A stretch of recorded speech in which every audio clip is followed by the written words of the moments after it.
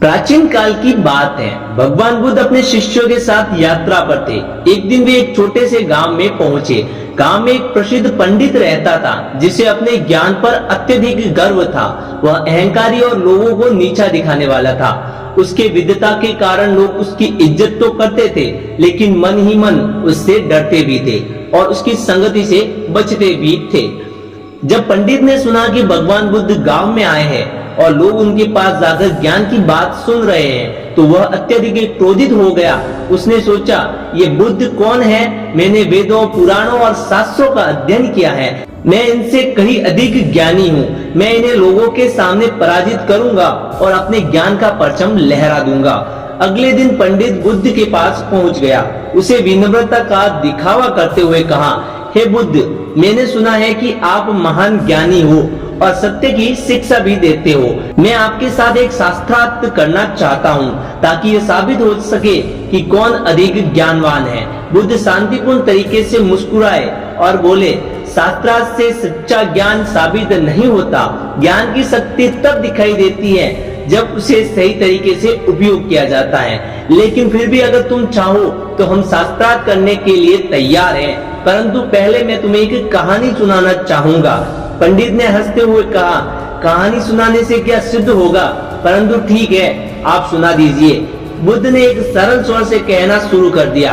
किसी समय की बात है, एक राजा था जिसे अपने राज्य और शक्ति पर अत्यधिक गर्व था। वह सोचता था कि उसकी सेना अपराज्य है और उसके राज्य में कोई भी उसकी बराबरी नहीं कर सकता। एक दिन जंगल में राजा की मुलाकात एक साधु से हो गई। साधु ने उससे कहा कि असली शक्ति सेना से नहीं बल्कि मन के संयम और सत्य के मार्ग पर चलने में है।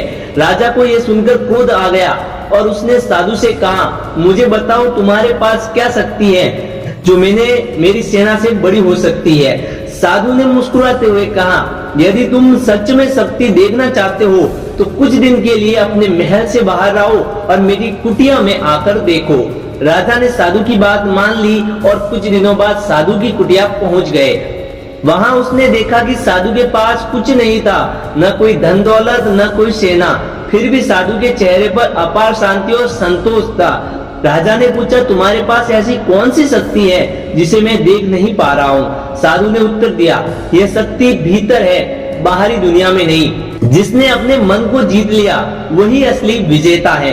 तुम्हारे पास जो है वह क्षणिक है, लेकिन जिसने सत्य और शांति को पा लिया उसकी शक्ति अमर है। बुद्ध ने कहानी खत्म की और पंडित की ओर देखा। इस कहानी का क्या अर्थ है?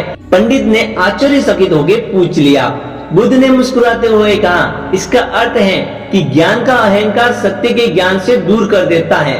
असली शक्ति और सच्चा ज्ञान तो वह है जो अहंकार को मिटा दे और हमें भीतर की शांति और संतोष दे।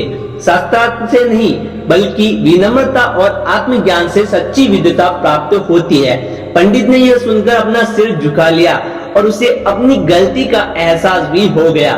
उसने बुद्ध से क्षमा मांगी और विनम्रता से कहने लगा, हे बुद्ध, आपने मुझे असली ज्ञान की पहचान करवाई है। मुझे अब समझ में आया कि सच्ची विद्वता अहंकार में नहीं बल्कि विनम्रता और सच्चाई में है। उस दिन से पंडित ने अपने अहंकार को त्याग दिया और बुद्ध के शिष्य बनकर सत्य की राह पर चल पड़ा। इस कहानी से हमें सीख मिलती है, अहंकार ज्ञान का सबसे बड़ा शत्रु है। सच्चा ज्ञान तो वह है जो अहंकार को ही समाप्त कर दे और आत्मज्ञान को मार्ग दिखाई दे।